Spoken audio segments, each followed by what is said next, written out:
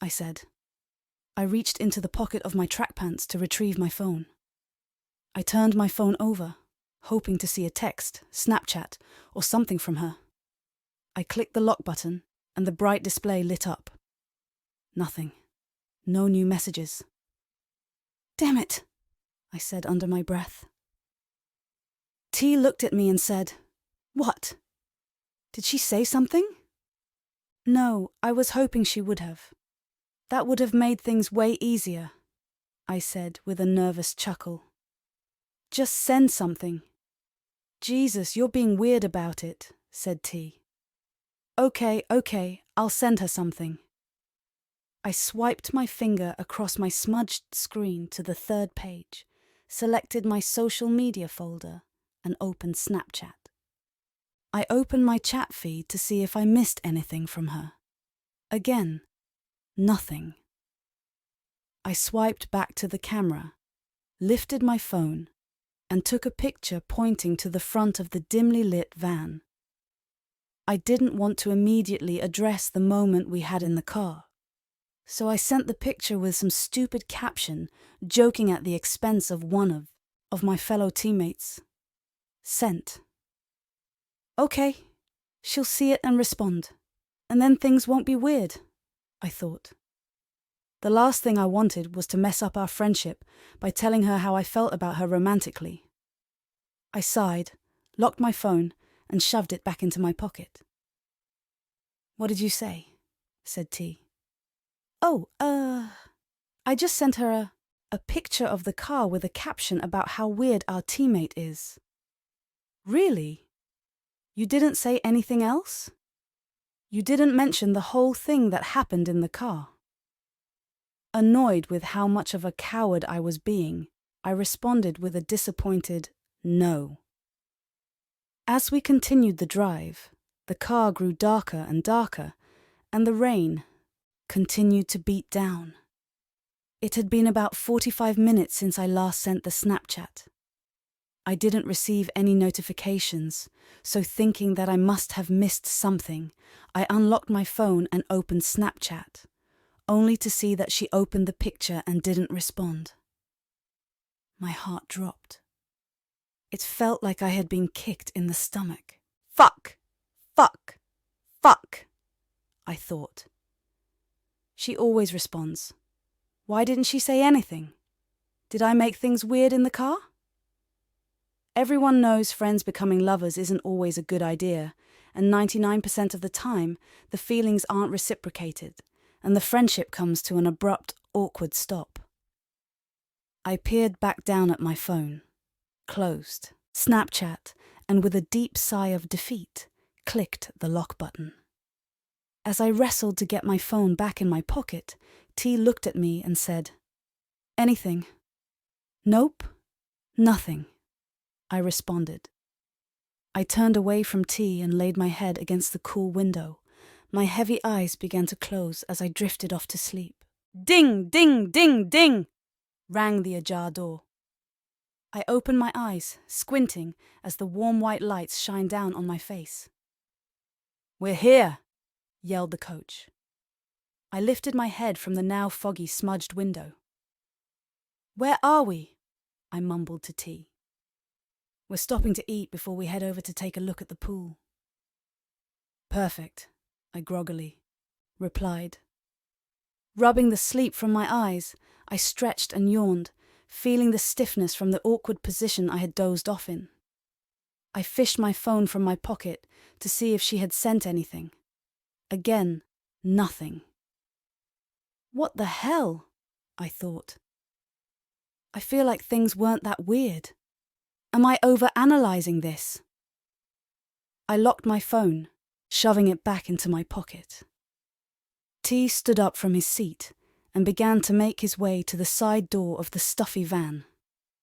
I gathered my things and followed, stepping out into the damp, chilly air.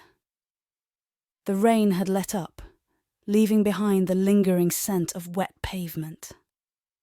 I looked at T and said, "She still hasn't said anything."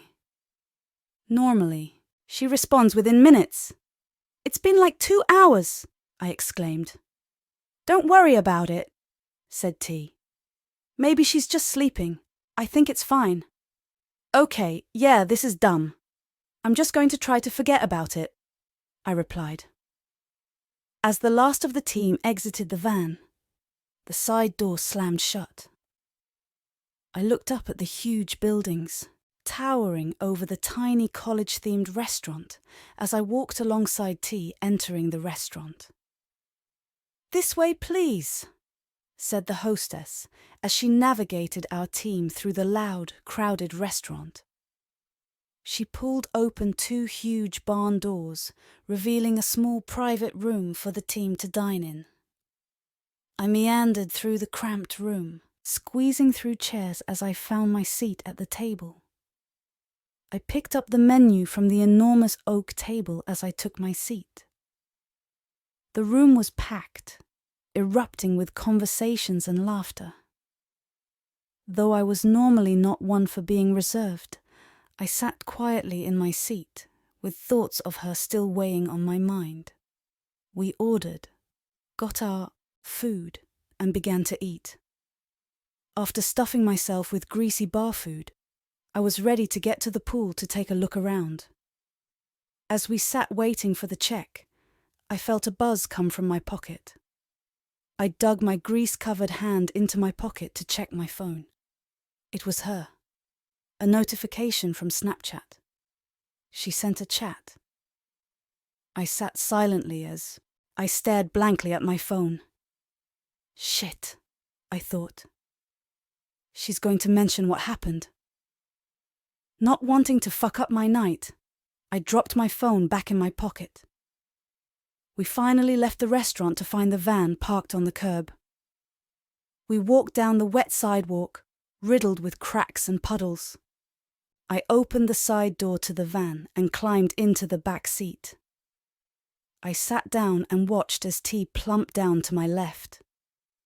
Once the van was all loaded up, the coach yelled, "All right, we're off to the pool, then we're going back to the hotel." The door slammed shut, the van started up, and we were off. Not much happened on the road over to the pool, as it was only a couple minutes away. All I can remember was sitting nervously as the unread chat overtook my mind. We get to the pool, hop out of the van, and approach the entrance. As we walked into the building, which smelt of chlorine and was riddled with cool white fluorescent lights, I turned to T and muttered. She responded. Alarmed, T turned to me and said, "What? When?" "About half an hour ago," I said. "What did it say?" said T. "I don't know. I haven't opened it yet," I replied. "Really? Just fucking open it." "Fine," I responded. I pulled my phone from my pocket as we walked through the building entering the pool area. I reluctantly slid my clammy finger across the unlock button and proceeded to type in my passcode. My heart was racing. I opened Snapchat and clicked on the message. "Hey, I have something to tell you." I sat staring blankly at the screen. Shit, she's going to mention it, I thought. I sat for a second, opened the keyboard and replied, "Sure, what's up?" She promptly opened the text and responded with, "I know you're busy now, but I couldn't stop thinking about earlier." I paused, my stomach dropping. I looked at T, my face red. He said, "Are you good?" "Yep," I said with a small shake in my voice. I glanced back down at my phone to see that she was typing again. My heart was pounding out of my chest, concerned for what the next message would say. I couldn't keep my eyes off the screen. I was yearning for the response. About a minute passed before she finally crafted a long message that read something along the lines of, "I know things felt a little weird in the car. I have liked you for a while now, and in the car, it took everything in me to not kiss you. I felt like you were feeling the same way, but I didn't know. I can't stop thinking about the car. I don't want to mess up our friendship, but I thought I should tell you how I feel.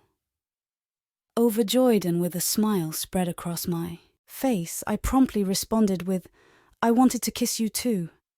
I've been thinking about the car all day. I'm so glad you felt what I felt. I wish I would have done something. I really like you and I wish I could have said that in person. I was really nervous, haha. That's okay, she responded. I can't wait for you to get back. I want to see you right as you get home. We continued to exchange thoughts of how we felt about each other. It was amazing. That was the feeling. I felt so happy, so relieved. And now I felt wanted, like really wanted. Euphoria. I immediately briefed T on what was said. That's awesome. I could tell from when you guys first started hanging out that something would happen. I scoffed. Well, I didn't. I never thought I'd be able to get a girl as hot as her, I said with my high school brain. The evening proceeded as I continued to chat with her. The messages got better and better, each one making me feel stronger about how I felt about her. I was ready.